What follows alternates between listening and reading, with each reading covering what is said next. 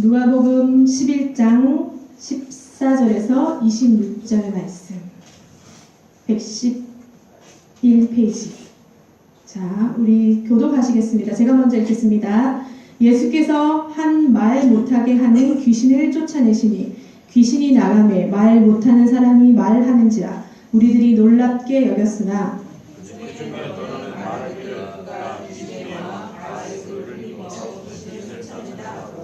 또 더러는 예수를 시험하여 하늘로부터 오는 표적을 구하니 예수께서 그들을 생각을 가지고 이르시되 스스로 범죄하는 나라마다 구하여야며 스스로 범죄하는 집은 어디느냐. 너희 말이 내가 바알세불을 힘입어 귀신을 쫓아낸다 하니 만일 사탄이 스스로 분쟁하면 그의 나라가 어떻게 서겠느냐. 내가 바알세불을 힘입어 귀신을 쫓아내면 너희 아들들은 누구를 힘입어 쫓아내느냐. 그러므로 그들이 너희 조심하느니라. 그러나 내가 만일 하나님의 손을 힘입어 귀신을 쫓아낸다면 하나님의 나라가 이미 너희에게 임하였느니라.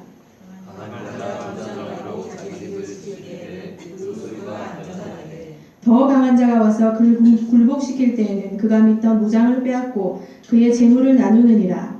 나와 함께하지 아니하는 자는 나를 반대하는 자요 나와 함께 오지 아니하는 자는 이제 자냐. 더러운 귀신이 사람에게서 나갔을 때 물 없는 곳으로 다니며 쉬기를 구하되 얻지 못하고 이에 이르되 내가 나온 내 집으로 돌아가리라 하고. 같이 읽겠습니다. 이에 가서 저보다 더 악한 귀신 7을 데리고 들어가서 거하니 그 사람의 나중 형편이 전보다 더 심하게 되느니라. 아멘. 오늘 이 본문을 가지고 영적 전쟁의 원리라는 제목으로 하나님의 말씀을 전하고자 합니다. 오늘 우리 장경 전도사님이 콘티를 따셨거든요. 근데 제가 본문을 안 알려줬어요. 근데 오늘 찬양이 좀 어떠셨나요? 마치 붕대가 하늘에 붕대가 와서 영적 전쟁을 치르는 장면이 막 연상이 되어서 제가 반주하다가 너무 웃음이 나와서 좀 웃었습니다. 우리가 2년 정도 같이 하다 보니 이렇게 마음이 교감이 흐른다는 것을, 영적 교감이 흐른다는 것을 깨닫고 감사함으로 찬양을 했어요. 자, 우리 누가복음 11장이 오늘 본문인데, 우리 11장에 보면은 제일 처음에 나오는 것이 뭐냐면 주기도문을 예수님이 제자들에게 가르쳐주는 장면이 나오고, 그리고 나서 오래됐죠, 우리가. 9절에 보면 구하라, 찾으라, 두드리라는 의미에 대해서 예수님이 얘기해 주시고 나서 오늘 본문이 귀신을 쫓는 얘기가 나옵니다. 말 못하는 사람이 있는데 그 원인이 귀신이 문제였던 것이에요.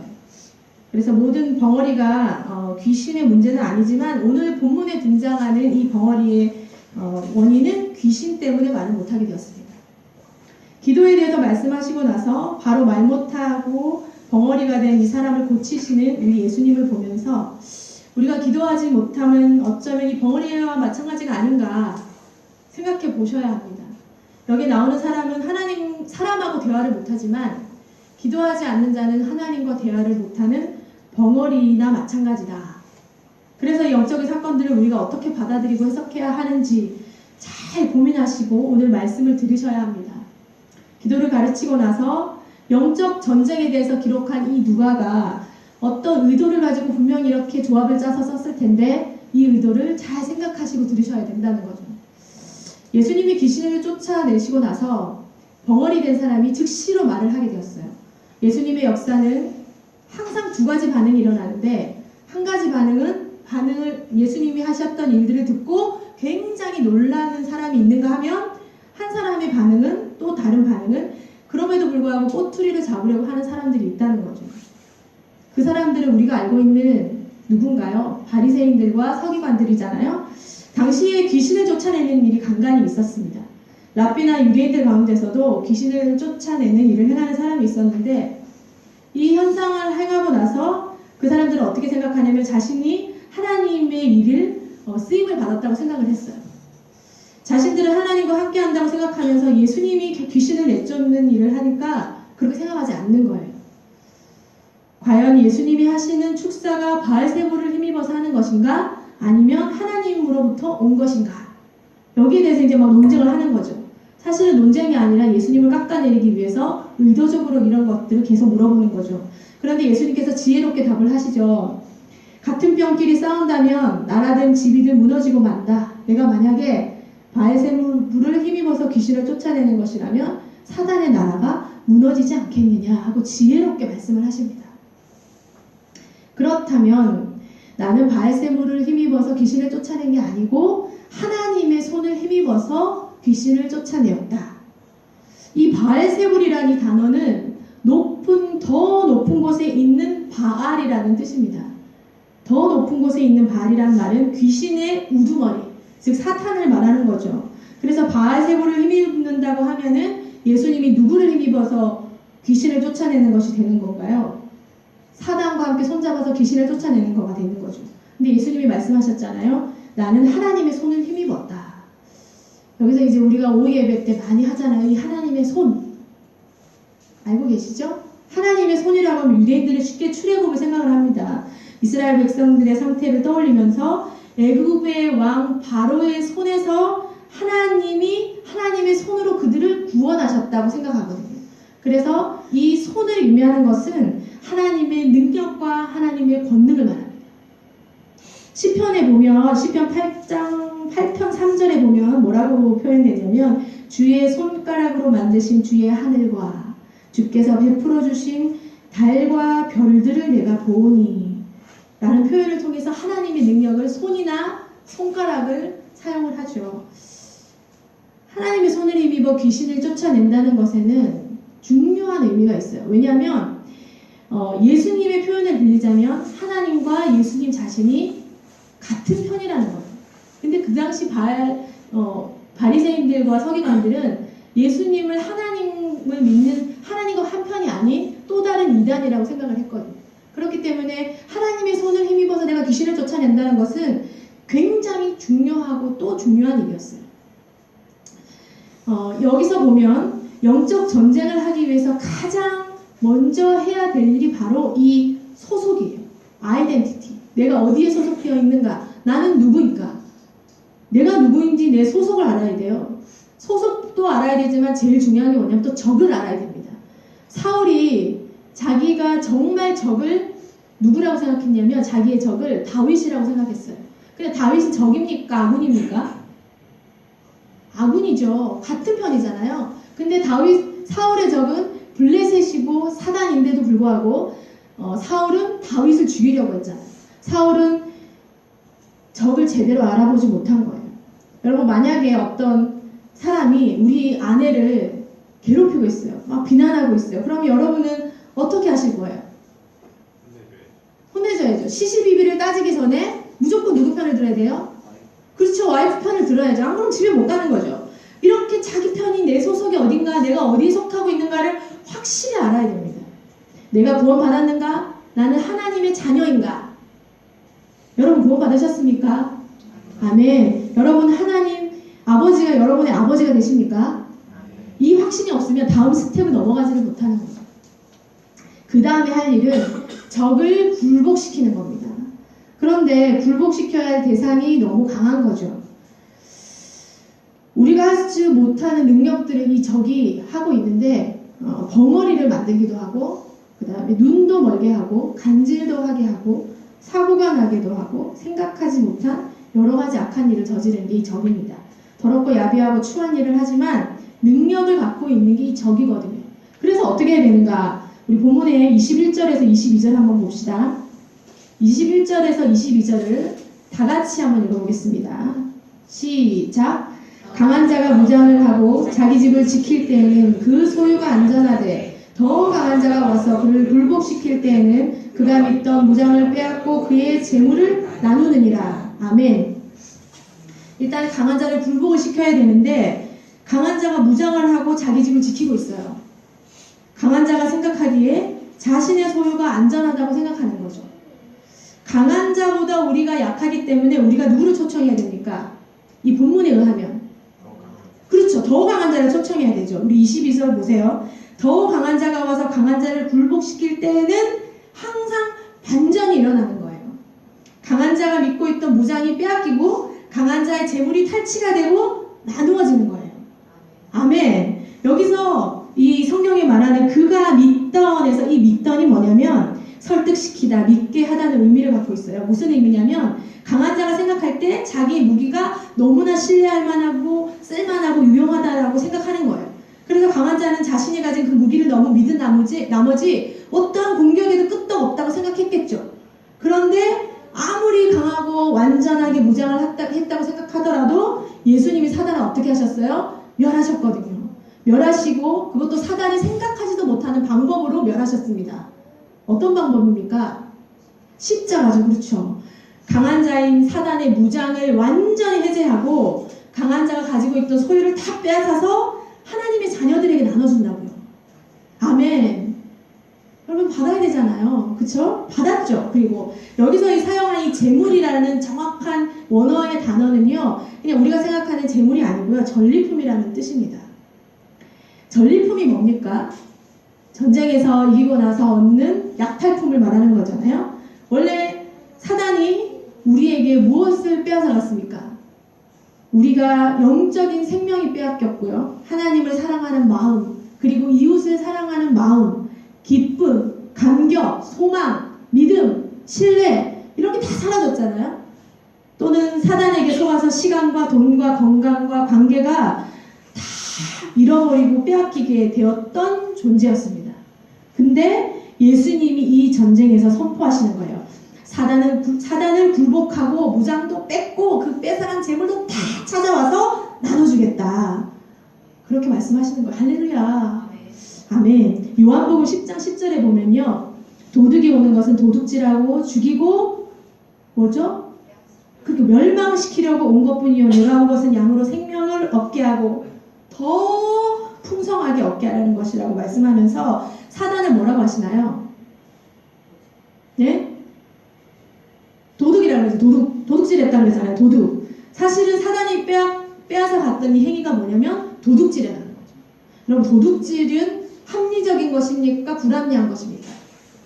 불합리한 거잖아요. 불합리하게 사단은 하나님이 우리를 누리라고 하셨던 것들을 빼앗아 간 거예요.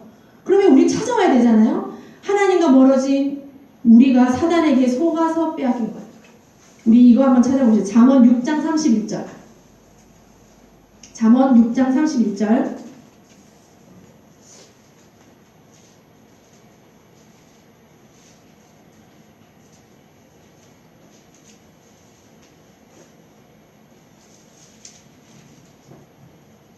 찾으셨나요? 성경을 가운데로 착 펴면 10편이 나오고 그 다음 잠언이 딱 나오거든요. 잠언 6장 31절 읽어보십시다. 시작. 7배를 갚아야 하느니 심지어 자기 집에 있는 것을 다 내어주게 됩니다. 이 들킨다는 게 누가 들킨다는 거냐면 도둑이 들키는 거예요. 사단은 더 강한 자가 왔을 때 자신이 도둑질하여 모은 것이 다 들통이 나게 되잖아요. 그래서 7배를 갚아야 되는 엄청난 지경에 이르게 됩니다. 여러분, 그렇기 때문에 영적 전쟁이 얼마나 신나고 재밌는 일인지 몰라요. 결과를 알고 하는 싸움이거든요. 할만하지 않습니까? 하나님의 아들이 나타나신 것은 마귀의 일을 멸하려 하심이니라. 요한일서 3장 8절에 기록되고 있습니다. 우리가 하나님께서 하는 전쟁은 그냥 겨우 밥만 먹고 사는 전쟁이 아니라는 겁니다. 더 풍성히, 내가 온 것은 양으로부터 더 풍성히 얻게 하라는 것입니다. 이 전쟁이요, 점점 갱신되고 발전하는 거예요. 우리가 오후에 여호수아서를 배우고 있잖아요. 여호수아서에서도 전쟁이 나오죠. 최근에 우리가 여리고와 아이성의 전쟁에 대해서 묵상하고 나눴어요. 하나님께서 여리고 전쟁을 어떻게 하셨습니까? 처음부터 끝까지 하나님의 방법으로 하나님이 전략을 짜고 이렇게 해라 저렇게 해라 하고 이끄셨어요. 그래서 이 방법대로 순종한 자에게 승리를 가져다 주셨어요. 그런데 이 전쟁에서 전리품이 있었나요? 물론 있었긴 있었죠. 있었는데 모든 것을 누구에게 바치게 돼 있나요? 하나님께 다 바치는 거예요. 우리가 아무것도 가지는 게 없이 전부 하나님께 다 드리게 되었어요. 그거를 우리가 진멸전쟁, 헤렘전쟁이라고 배웠잖아요. 근데 그 다음 전쟁이 일어나죠. 아이성 전쟁. 아이성 전쟁이 일어나고 나니까 어떻게 되었나요? 하나님께서 무엇을 주셨죠? 사람은 다 죽이고 그 탈취물과 가죽과 노력한 것을 이스라엘 백성들이 갖게 하셨어요. 물론 여리고성 전쟁이 지금 전멸하는 전쟁이라서 그런 면도 있지만 출애굽기 23장 19절에 보면 무슨 말이 나오냐면 내 토지에서 처음 거둔 열매의 가장 좋은 것을 가져다가 너희 하나님 여호와의 전에 드릴지니라. 여리고는 첫 열매였죠. 가나안에 들어갔을 때 처음 열매였어요. 하나님께서 여리고에 있는 물건이 너무 아까우셔서 다 가지고 가시고 싶어서 그러신 게 아니라 하나님께서 그 여리고의 전쟁을 받으시고 그 다음부터는 이스라엘 백성들에게 노량물이 늘어나게 하십니다. 노량물이 점점점 늘어나고요. 노량물뿐만 아니라 땅도 늘어나요. 땅이 점점점 늘어나면서 가장 많이 땅이 늘어났을 때가 다윗 왕과 솔로몬 때였어요. 하나님께서 창세기에 하나님이 말씀하셨던 그 하나님의 언약들이 다윗과 솔로몬 시대 때 완전히 성취되는 것을 봅니다. 물론 죄로 인하여 다 망하게 되었지만 어쨌든 다윗과 솔로몬 시대에 하나님께서 그 많은 땅들을 계속 주시는 거예요. 하나님의 손을 힘입은 전쟁은요, 이 재물, 이 노량물, 이 탈취물이 서로 나눌 수 있게끔 하나님이 하시는 겁니다. 우리가 문제라고 생각했던 것들, 이 모든 문제의 근원을 하나님께 맡길 때 여러분 하나님께서 다 갚아주신 겁니다. 근데 주의할 것이 뭐냐면 하나님을 마치 알라딘의 요술 램프처럼 생각하시면 안 되고요. 영적 전쟁을 마치 요술 방망이처럼 생각하시면 안 됩니다. 영적 전쟁이 끝나고 나면 요술 방망이가 뚝딱 한 것처럼 내가 다 가질 수 있겠지 이렇게 생각하시면 안 되는 거예요. 하나님의 때에 하나님의 방법으로 하나님이 전리품을 정하시고 그걸 하나님이 우리에게 나눠주시는 거예요. 모든 것들이 주권이 하나님이 있는 거죠. 그래서 가장 중요한 게 무엇일까요? 무엇이겠습니까? 하나님을 절대 신뢰하는 거예요. 하나님의 방법을 신뢰하고 하나님의 때를 신뢰하고 하나님이 전리품을 주시겠다는 것을 절대적으로 신뢰를 하는 거죠. 그래야 하나님이 주시는 것들에 순종하면서 감사함으로 받을 수가 있는 겁니다. 아멘. 그러면 어떤 방법으로 하시는가? 우리 17절 한번 봅시다. 17절 제가 읽어볼게요. 예수께서 그들의 생각을 하시고 이르시되 스스로 분쟁하는 나라마다 황폐하여지며 스스로 분쟁하는 집은 무너지느니라. 제일 중요한 게 뭐냐면 스스로 분쟁하면 안 됩니다. 예수를 믿게 되면 당연히 영적 전쟁이 있어요. 가정에서, 직장에서, 그리고 내가 만나는 어떤 모임에서든지 영적 전쟁을 피할 수 없는데 중요한 것은 적을 올바로 구별을 해야 됩니다. 자, 우리 남편이나 아니면 직장 동료가 예수 믿는 것이나 기도하는 것을 방해한다고 해봅시다. 그럼 여러분 남편이 사단입니까? 아내가 사단입니까? 아니잖아요. 직장 동료가 적입니까? 아닙니다. 그 뒤에서 역사하고 있는 영적 세계를 파악을 하셔야 되는 거예요. 우리 아까도 찬양을 했잖아요. 우리의 싸움은 혈과 육의 싸움이 아니다. 에베소서에 보면은 우리의 씨름은 혈과 육을 상대하는 것이 아니요 통치자들과 권세들과 이 어둠의 세상 주관자들과 하늘에 있는 악의 영들을 상대함이니라. 아멘. 근데 우리가 혈과 육을 속하고 있잖아요. 그래서 우리는 혈과 육을 상대할 수밖에 없습니다. 보이는 게 혈과 육인데. 그러면 혈과 육을 상대하지 아니하는 방법이 무엇일까? 무엇이겠습니까, 여러분? 11장에 무엇이 적혀 있었죠? 그렇죠, 기도죠, 기도. 좀 크게 얘기해도 돼요. 제가 들을 수 있도록. 11장 초반에 왜 예수님께서 기도에 대해서 가르쳐 주셨는가? 왜 말 못하는 사람을 야단친 게 아니라 그 배후에 역사하는 귀신을 야단치고 내쫓았는가를 생각해 보셔야 돼요. 예전에 설교를 했었는데요. 말씀드렸듯이 기도를 전략적으로 하셔야 돼요. 그 전략이 무엇이냐 하면 9절에 있는 구하고 찾고 두드리는 거예요. 기도 열심히 하고 내 마음대로 살면은 안 되는 겁니다. 말씀을 받고 순종하는 일들이 차곡차곡 쌓여야 되는 거예요. 구하고 찾고 두드리고 또 구하고 찾고 두드리고 또 구하고 찾고 두드리고 이게 계속 반복이 되는 겁니다. 신명기 우리 7장 22절 한번 찾아봅시다. 신명기 7장 22절 우리 신약 누가복음 11장 껴놓고 신명기 7장 22절 제가 말이 빠른가요? 안 빠른가요? 자, 7장 22절 우리 다 같이 한번 읽어볼까요? 시작! 내 하나님 여호와께서 이 민족들을 내 앞에서 조금씩 쫓아내시리니 너는 그들을 급히 멸하지 말라. 들짐승이 번성하여 너를 해할까 하노라. 아멘. 급히 쫓아내지 말래요. 해할까 하노라. 왜 조금씩 쫓아내야 되냐? 들짐승이 번성해서 도리어 내가 해를 받을 수 있기 때문이에요. 하나님 하나님의 방법이 가장 지혜로운 방법이거든요. 한꺼번에 내쫓는 게 아니라 조금씩 조금씩 하는 거예요. 내 성질을 내려놓고 주님이 하시는 스텝을 맞춰가는 거예요. 주님이 하시는 발걸음을 내가 맞춰가는 거예요.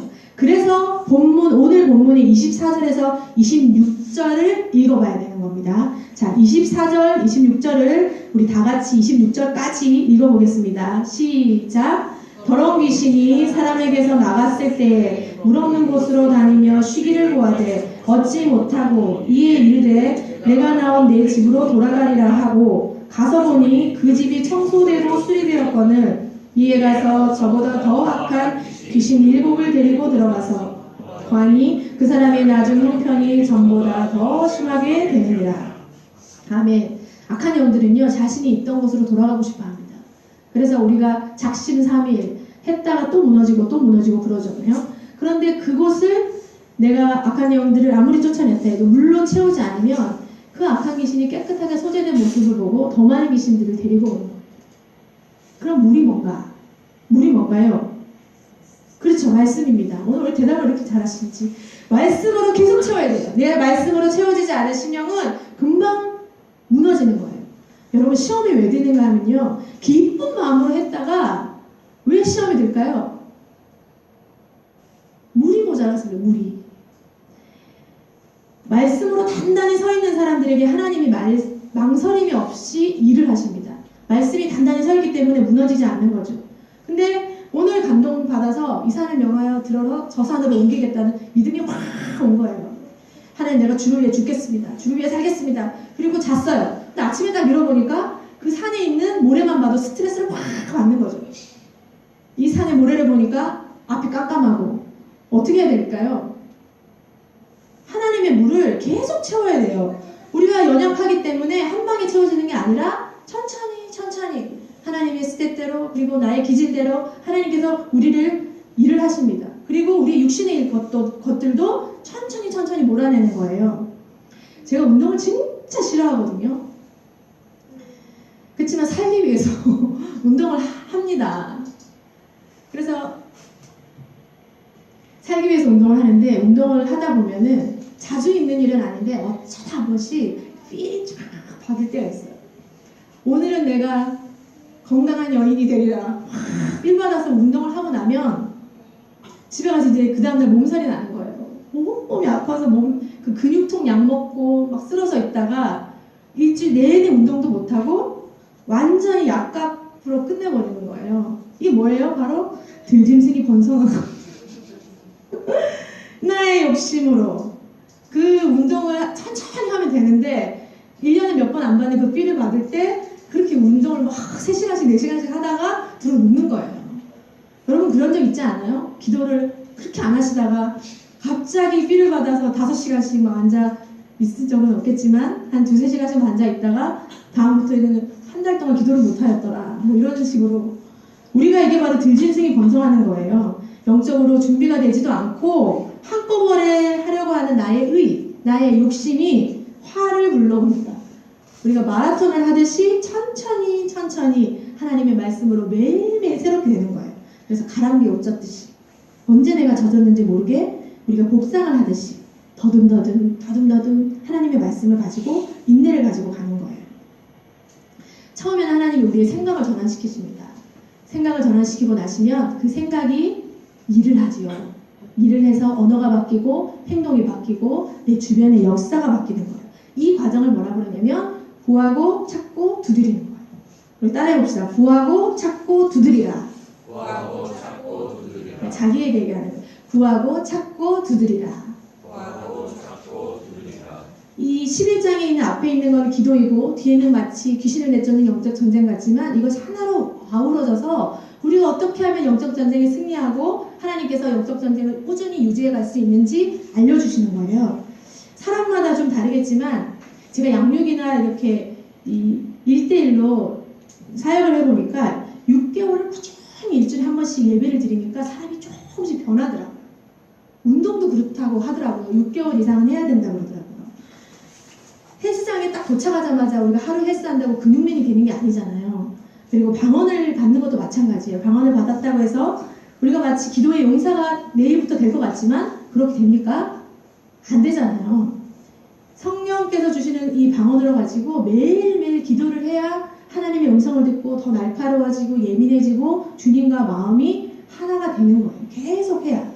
그리고 영어도 마찬가지잖아요. 알파벳 배우고 나면 프리토킹 가능합니까? 아니잖아요. 파닉스도 해야 되고 문법도 해야 되고 리딩도 해야 되고 얼마나 할 게 많습니까? 마찬가지 내 안에 영적인 집을 계속 짓는 거예요. 이걸 게을리하시면 안 되는 거죠. 작정하시면 꾸준히. 그래서 복상하는 것도 시간은 보이지 않지만 영적으로 계속 나를 세워가고 있는 거예요. 여러분 대나무가 뿌리를 내리는 기간이 몇 년인지 아세요? 땡. 딩동딩동. 오늘 대답 잘하시네요.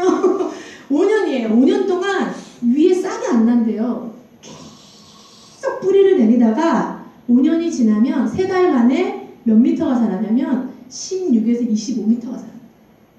엄청난 속도 아니에요? 하루에 1미터 이상씩도 자라기도 한다고 해요. 성경에 뭐라고 되어 있냐면 보이는 것은 잠깐이요 보이지 않는 것은 영원하다. 우리가 보이지 않는 것을 가지고 나갈 때 이걸 사람들이 뭐라 그러냐? 하나님이 뭐라 그러냐면 믿음이다 그러는 거예요. 그리스도인들은요 보이는 것 가지고 시시비비를 따지는 게 아니라 보이지 않는 것에 우리의 마음을 쏟는 거예요. 천국이 보입니까? 사랑이 보입니까? 믿음이 보입니까? 안 보이잖아요. 고린도전서 12장과 14장은 은사장인데 14장 4절에 보면은 방언을 말하는 자는 자기의 덕을 세우고라고 말을 해요. 그래서 이 덕을 세운다는 것이 방언을 말하는 자는 자기의 집을 세우는 거예요. 이 덕을 세운다 해서 두 단어가 있는 것 같지만 사실 이게 한 단어예요. 한 단어인데 이 단어가 뭐냐면 짓다, 재건하다, 건축하다는 거예요. 성경에 보면요 우리를 뭐라고 표현하냐면 집이다, 장막이다 이렇게 표현을 많이 하거든요. 방언 기도를 하는 것은 우리의 이 장막을 계속 건축을 하는 겁니다. 집을 짓는 거예요. 그래서 이 건축이 한 방에 되는 게 아니잖아요. 제가 건축을 잘 모르겠지만 여기 이렇게 세브란스 병원 짓는데 거기 보니까 처음에 뭐 짓는지를 모르겠는 거예요. 계속 공사장 흙을 파고 나르고 흙을 파고 나르고 하는데 어느 순간 그걸 다 하고 났더니 툭툭툭툭 세우는 거는 금방 세우는 것 같아요. 맞는지는 모르겠지만 건축은 한 방에 되는 게 아니죠. 지속적인 작업이 필요한 거잖아요. 가장 복잡한 단계는 설계죠. 설계는 누가 하시나요? 우리를? 하나님이 하시잖아요. 이 가장 복잡한 설계는 하나님이 다 하셨어요. 여러분을 어떻게 사용할 것이라고 하나님이 설계를 다 하시고 비전을 우리를 품으셨어요. 그 다음에 힘든 부분이 뭐냐면 토목공사인 거예요. 이 대나무가 뿌리를 내리듯이 이 토목공사를 계속 하는 거예요. 이 건물이 뭐가 될지도 모르겠고 바닥만 계속 파는 거예요. 아파트가 될지 백화점이 될지 식당이 될지 우리는 아무것도 모르잖아요. 근데 누가 아시나요? 설계를 하신 하나님은 아십니다. 토목공사가 끝나면요 금방 기둥 세우고 축 세우고 시멘트 붓고 돌 쌓고 뭐 이렇게 해서 후다다다다닥 집을 지어버리더라고요. 여러분 다윗이 10대의 기름 부음을 받고 북쪽과 남쪽을 모두 통틀어서 왕이 된 지가 얼마나 걸린지 아세요? 네? 27년하고 6개월 걸렸어요. 그러니까 유다에서 왕이 된 지는 20년이 걸렸고요. 7년 6개월이 더 지나서 북이스라엘과 합쳐서 전체 이스라엘의 왕이 되었어요. 20년 동안 뭐 한 겁니까? 하나님께서 토목공사 시키고 계속 하나님께서 천천히 빨리 하면 들짐승이 번성하잖아요. 그래서 사울처럼 망하게 되는 거예요. 하나님이 말씀하시는 것처럼 이 들짐승이 번성하지 않기 위해서 하나님이 우리에게 천천히 하나님과 동행하는 방법들을 알려주세요. 제가 예전에 사역 초기 때 치유사역을 할 때 겪은 일인데 한 사람이 있는데 굉장히 영적으로 어두워져 있는 거예요. 그래서 올컨이 잘 만났네. 이 사람은 기도를 해서 주님 앞으로 완전히 변화시키리라 막 기도하고 진짜 그랬는데 그 사람도 막 저하고 난리가 났었어요. 정신없이. 그러고 나서 제가 며칠 들어누웠어요. 들짐승이 번성해갖고 들어누워가지고 다시는 이런 사역을 안 하리라. 근데 한번 그렇게 당하고 나니까 이제 사역을 어떻게 해야 될지를 알겠는 거예요. 한 사람을 살릴 때 한꺼번에 일을 하면은 안 되고 이 사람에게 말씀을 묻고 기다려주고 말씀을 묻고 기다려주고 믿음이 세기를 기다려주고 계속 이거를 될 때까지 반복을 하는 거예요. 그러고 나면 드질숭도 번성하지 않고 일곱 귀신이 다시 들어오지도 않아요. 하나님께서 우리에게 그 과정 속에서 인내를 구하는 거예요. 그거를 뭐라 그러냐면 하나님의 길로 걷는다. 또 다른 말로 치우치지 않는 것이다. 또 다른 말로 말씀을 듣고 지키는 것이다. 이걸 계속 하는 거예요. 계속 하다 보면 하나님이 어느 순간에 우리에게 전환점을 주세요. 그 전환점을 잘 캐치하셔야 돼요. 정말로 주시거든요. 창세기에 보면 아브라함이 나오잖아요. 아브라함이 하나님과 굉장히 친밀했어요. 근데 맨날 하나님 음성 듣고 산 것 같잖아요. 근데 그렇지 않아요. 행간을 읽어보시면 75세에 아들을 준다고 쫙 나타나셨어요. 너에게 아들을 주겠다. 그리고 아들이 몇 세에 낳았나요? 100세에 낳았잖아요. 25년 동안 하나님이 침묵하시고. 여러분 25년 기다리려고 하면 기다릴 수 있으시겠어요? 우리는 기도를 하면 한 달 내에 응답을 받아야 되잖아요. 반드시 도장 찍고 사인하고 복사하고 이렇게 해야 되는데 하나님이 아브라함을 계속 훈련하고 기다리고. 근데 성경을 읽을 때는 몇 줄 안 적어져 있으니까 우리는 마치 야 아브라함 좋겠다 하나님하고 얘기하면 바로 온다고 바로 얘기하고 나도 부럽다 이렇게 얘기하는 거예요. 신명기 5장 32절에 보면 너희 하나님 여호와께서 너희에게 명령하신 대로 너희는 삼가 행하여 좌로나 우로나 치우치지 말고. 치우치지 않는 것이 바로 주님과 함께 걷는 겁니다. 포도나무처럼 가지에 붙어서 오늘 하루 나의 인생을 하나님께 맡기는 거예요. 예전에 저희 집에 계속 예배를 드리러 오셨던 사모님이 계셨어요. 집이 저기 서울이신데 같이 이제 사모님이 갈급하시고 그래서 우리 집까지 용인까지 오셔서 3년을 오셨어요. 매주 한 번씩 같이 예배를 드렸죠. 근데 저희가 그때 집이 너무 작아서 거실에서 우리 기도 소리가 워낙 크잖아요. 둘이서 하는데 한 300명이 온 것처럼 얼마나 소리를 지르고 부르짖는지 거실에서 하는 민폐다. 그래서 큰 방은 있잖아요. 안방에 들어가서 같이 예배를 드렸어요.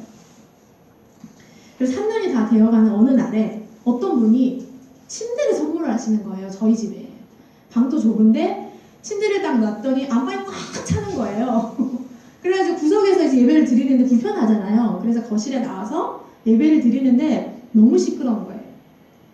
우리 지금 장기훈 전도사님 사는 것처럼 이렇게 복도 거기 있잖아요. 제가 나가서 한번 들어봤더니 복도가 막 쩡쩡쩡쩡 막 울리더라고요. 안 되겠다. 그래서 방에 들어왔는데 또 불편한 거예요. 그리고 사모님이 이제 가시고 나서 기도를 하면서 하나님께 물어봤어요. 하나님, 침대가 들어왔습니다. 이것이 사단의 방해입니까? 아니면 하나님의 인도하심 중에 있습니까? 그럼 뭐겠어요? 저만 아는 거죠, 그렇죠? 그래서 하나님께 계속 물어보는데 하나님이 어떤 마음을 주시냐면요, 너의 사역의 방향을 바꾸겠다는 마음을 주셨어요. 그 다음부터 그 사모님에게 계속 일이 생기는데 못 오시는 거예요. 그리고 제가 신대원에 들어갔잖아요. 들어가서 제가 금요 예배를 이렇게 설교를 하고 있는 거예요. 하나님은요, 우리가 생각하지도 못했던 어느 순간에 사역의 방향을 전환하시고 생각을 전환하시고 비전을 바꾸시고 새 일을 행하십니다. 여러분 기대하시지 않으면 하나님도 일하시지 않아요. 예전처럼 머물러 있지 말라는 거 우리 오해도 계속 하잖아요. 하나님이 새 일을 행하시고 새로운 꿈을 주셔요. 계속 기대를 하는 거예요. 그러면 어떤 사람에게 하나님이 손을 움직이시는가 궁금하잖아요. 그쵸? 23절 한번 봅시다. 23절. 자 23절 다 같이 한번 읽어보겠습니다. 시작. 나와 함께하지 아니하는 자는 나를 반대하는 자요, 나와 함께 모으지 아니하는 자는 해치는 자니라. 아멘. 예수 그리스도와 함께하는 자, 예수 그리스도와 함께 모으는 자에게 하나님이 일을 하십니다. 반대로 예수님과 함께하지 아니하는 사람, 예수님과 함께 모으지 아니하는 자에게 하나님이 일을 하실까요? 하지 않으실까요? 하지 않으셔요. 이게 정말 중요한 거예요. 여러분, 회색지대는 없습니다. 뭐 아니면 돕니다. 예수님과 함께 하든지 예수님을 반대하든지 예수님과 함께 모으든지 예수님을 방해해서 흩어버리든지. 여러분은 어디에 속하십니까? 할렐루야. 아멘.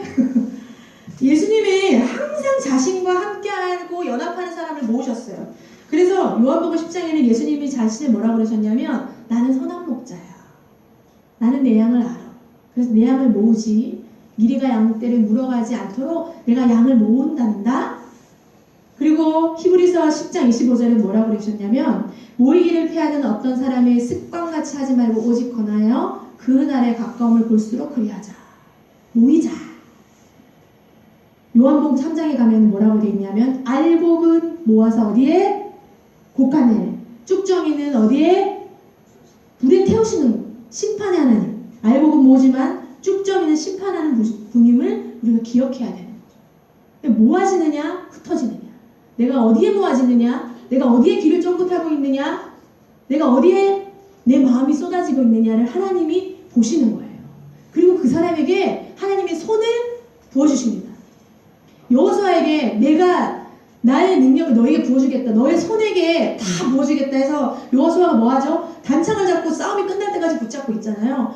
여러분의 마음을 저는 몰라요. 그렇지 않겠어요? 아무도 몰라요. 심지어 세상 사람들도 이런 말을 합니다. 10길 물속은 알아도 한 길 사람 속은 모른다.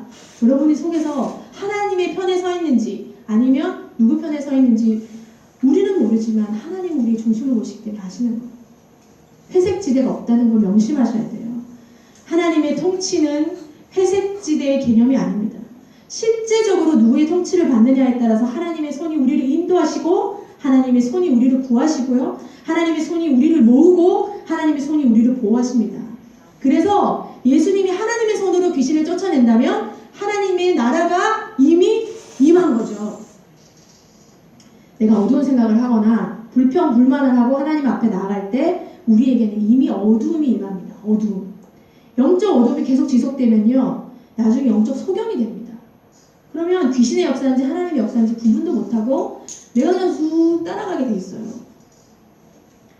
마태복음에는 이 같은 본문을 뭐라 그랬냐면 성령을 모독하는 일이라고 하고 있어요. 마태복음 12장 31절을 제가 읽어드릴게요. 그러므로 내가 너희에게 이르노니 사람에 대한 모든 죄와 모독은 사하심을 얻되 성령을 모독하는 것은 사하심을 얻지 못하겠고, 그 개역 한글 성경에는 성령을 회방한다 이렇게 적어놨어요. 근데 회방보다 더 강한 게 모독이죠.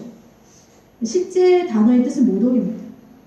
성령이 하시는 일을 악령이 하는 일이라고 모독하는 행위, 예수님과 함께하지 아니하고 반대하고 모으지 않고 해치는 일, 이게 얼마나 어리석은가요? 우리 한국교회 안에도 이게 있었지 않아요? 그래서 교회가 분리가 되고 장로님 편, 목사님 편하고 나눠서 얼마나 어려움이 있었나요?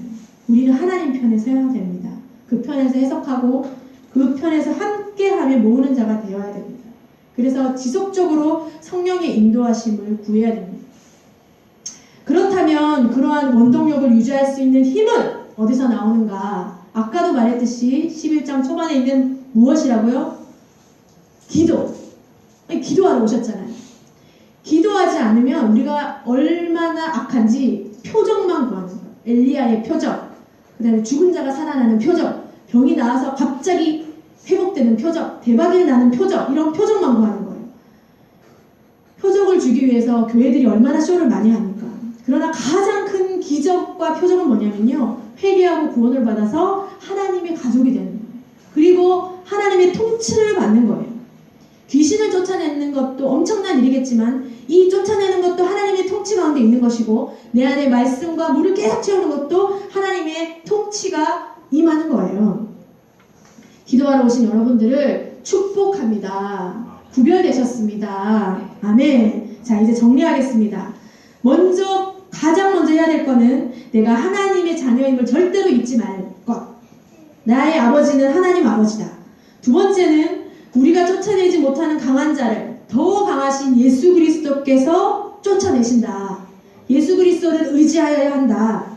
세 번째는 그 예수 그리스도의 일들을 믿음으로 순종으로 아멘으로 받으시고 예수 그리스도를 해치는 일, 예수 그리스도를 방해하는 일을 하면 안 된다. 마지막으로 이 모든 일을 하나님과 가장 깊은 교제인 기도를 통하여서 반드시 이룰 수 있다. 아멘. 특별히 오늘 기도하실 때 제가 어떤 마음을 들었냐면요, 하나님께서 우리에게 지혜와 분별을 허락하시고 허락하여 주십시오. 그리고 그리스도인이라고 하면서 내 마음대로 살았던 지난 날들을 회개하게 하시고, 그리고 진정한 기적이고 표적인 우리 안에서 회개가 터져 나올 줄 믿습니다. 그래서 여러분께서 하나님의 통치를 지속적으로 받으시고, 하나님 듣겠습니다, 주님 제게 말씀해 주셔서 제게 새 일을 행하시옵소서, 이렇게 기도하시는 오늘 금요일 예배가 되었으면 좋겠습니다. 아멘.